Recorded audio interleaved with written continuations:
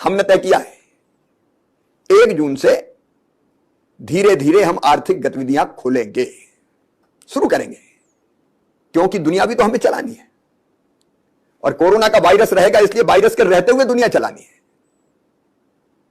लेकिन सावधान, अगर असावधान रहे, अचानक निकल पड़े, भीड़ें इकट्ठी होने लगी, मेला ठेला शुरू हो गए, आयोजन प्रारंभ हो गए, तो संक्रमण को बढ़ते देर नहीं लगेगी, हम फिर से संकट में फंस जाएंगे।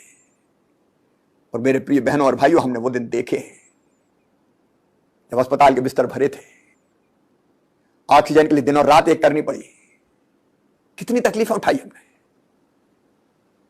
उन भाई और बहनों से पूछो जिनको ऑक्सीजन लगी थी, वेंटिलेटर पे चले गए,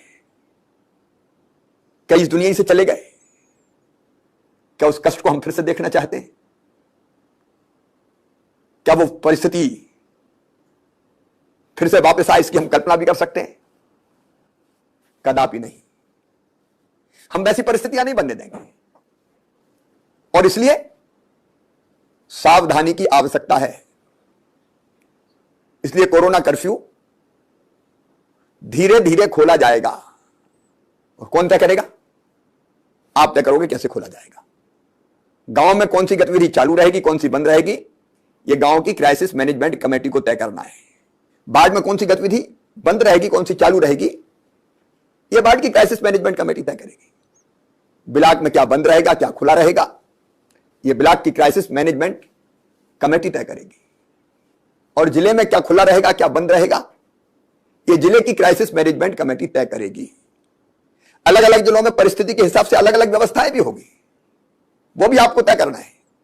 कोई जिला पूरी तरह से मुक्त हो गया तो वहां की गतिविधियां अलग होगी, लेकिन कहीं संक्रमण अगर फैला है तो वहां कौन सी चीज खुले, कौन सी बंद हो, उस पर अलग से वहां की क्राइसिस मैनेजमेंट कमेटी विचार करेगी।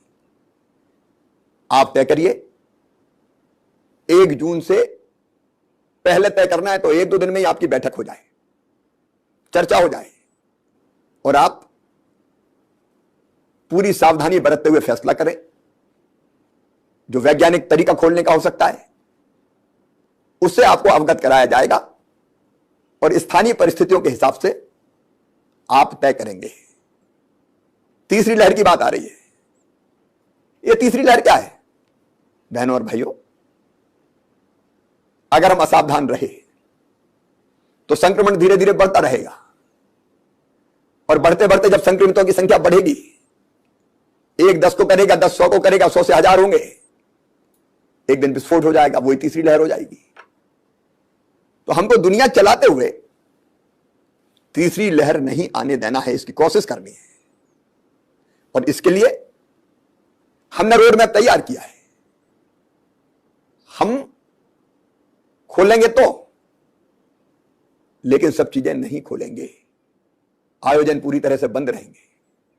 राजनीतिक रैलियां, सभाएं, धार्मिक आयोजन, शादी विवाह में भी बिल्कुल मिनिमम संख्या 10 इधर के आ जाएं, 10 उधर के आ जाएं, और जो आए वो टेस्ट करवा के आए। हम वही टेस्ट की व्यवस्था भी कर देंगे ताकि कोई पॉजिटिव हो तो पहले से सावधान हो जाए। कई जगह शादियों ने परिवार के परिवार तबाह कर दिए थे। उसलिए कौन सी गतिविधि कितनी खुलेगी, परिस्थिति देख के हमको फैसला करना है। और उन गतिविधियों के चालू रखते हुए अगर मार्केट खुलेगा तो कितनी दुकानें खुलेगी, दुकानदार को कैसे व्यवहार करना पड़ेगा, मास्क लगाए हुए हैं कि नहीं, दुकान के सामने गोले बनाए हुए हैं कि नहीं, ग्राहक का व्यवहार क्या है वो भी तय करना पड़ेगा। और ये इसलिए कि एक से दूसरे को संक्रमण ना फैले, तो वो व्यवहार तय होगा, नियम बनेंगे, धारा 144 लगी रहेगी ताकि भीड़ इकट्ठी ना हो पाए। लेकिन उसके साथ साथ टेस्ट भी जारी रहेंगे। हम लगभग 75,000 टेस्ट रोज करेंगे। फीवर क्लिनिक भी चालू रहेंगे। उसके अलावा मोबाइल टीम भी भेजेंगे टेस्टिंग के लिए, सैंपल लेने के लिए।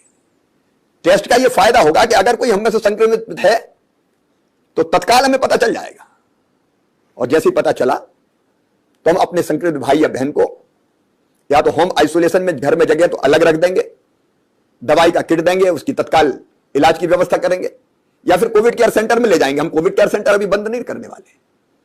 कोविड केयर सेंटर में चाय, नाश्ता, भोजन सबका इंतजाम करेंगे, इलाज की व्यवस्था करेंगे ताकि उससे बाकी परिवार के सदस्य संक्रमित ना हो। और फिर हम कॉन्ट्रैक्ट ट्रेसिंग करेंगे। मेरे प्रिय बहनों, भाइयों, बेटे बेटियों, अनुशासित व्यवहार, संयत व्यवहार। हम निकलेंगे बिना मास्क के नहीं निकलेंगे, किसी भी कीमत पर नहीं निकलेंगे। मास्क लगा ही रहेगा, और कोई बिना मास्क का दिखा तो टोक देंगे, क्योंकि वो केवल उसके लिए खतरा नहीं है, वो बाकी समाज के लिए खतरा बन रहा है। मैं सबसे अपील करता हूं, इस काम को आप संभालें। मैं मास्क लगाऊंगा, बाकी को लगवाऊंगा। मैं मेरे घर की सुरक्षा करूंगा, मेरे परिवार की सुरक्षा करूंगा कोरोना से। और फिजिकल डिस्टेंस, दूरी बना के रखनी है। जगह जगह सैनिटाइजर की व्यवस्था होगी तो हाथ सैनिटाइजर से, साबुन से साफ करते रहना है। इन नियमों का पालन करना ही है, और सचमुच में इनका पूरी कड़ाई से हमने पालन कर लिया। इसके लिए मैं आह्वान करता हूं, कोरोना वॉलंटियर्स निकलें। अब 1,17,000 कोरोना वॉलंटियर काम कर रहे हैं। मैं अपील करता हूं, बड़ी संख्या में कोरोना वॉलंटियर अपने आप को रजिस्टर कराए। अकेली पुलिस क्यों, समाज संभाले ये काम। क्राइसिस मैनेजमेंट ग्रुप के साथ कोरोना वॉलंटियर, ये व्यवस्था, मास्क लगाए कि नहीं लगा, दूरी बनी है कि नहीं बनी, इस सारे काम को संभाले। क्राइसिस मैनेजमेंट ग्रुप के साथ स्वयं सहायता समूह भी गांव गांव में सक्रिय हो जाए। जन अभियान परिषद की टीम सक्रिय हो, अलग अलग सामाजिक राजनीतिक संगठन सक्रिय हो, और इसको एक सामाजिक आंदोलन बना दे कोरोना से लड़ाई को, अपने लिए, अपनों के लिए, अपने प्रदेश के लिए। और अपना प्रदेश हम बताएंगे तो अपने देश के लिए भी आपका यह सहयोग चाहिए। मेरे बहनों और भाइयों, आपने अभी तक सहयोग दिया है, मुझे पूरा विश्वास है। अनुशासन का पालन करके, कोरोना नियंत्रण के लिए सक्रिय भूमिका निभा के एक अलग राह बना देंगे आप मध्य प्रदेश में कोरोना नियंत्रण की। आइए, प्रदेश कोरोना से मुक्त ही रहेगा, कोई लहर हम नहीं आने देंगे। हम इलाज की और बाकी सब व्यवस्थाएं जारी रखेंगे, स्वास्थ्य सेवाओं को सुदृढ़ करेंगे, डॉक्टर, पैरामेडिकल स्टाफ की भर्ती, ऑक्सीजन प्लांट, ये अनेक उपाय हम जारी रखेंगे। लेकिन हम स्थिति को बिगड़ने नहीं देंगे, यह संकल्प सबसे बड़ा है। आइए हम मिलकर साथ चलें और कोरोना पर नियंत्रण करके दिखाएं। बहुत बहुत धन्यवाद, प्रणाम, नमस्कार। हमने तय किया है 1 जून से धीरे धीरे हम आर्थिक गतिविधियां खोलेंगे, शुरू करेंगे, क्योंकि दुनिया भी तो हमें चलानी है। और कोरोना का वायरस रहेगा, इसलिए वायरस के रहते हुए दुनिया चलानी है। लेकिन सावधान, अगर असावधान रहे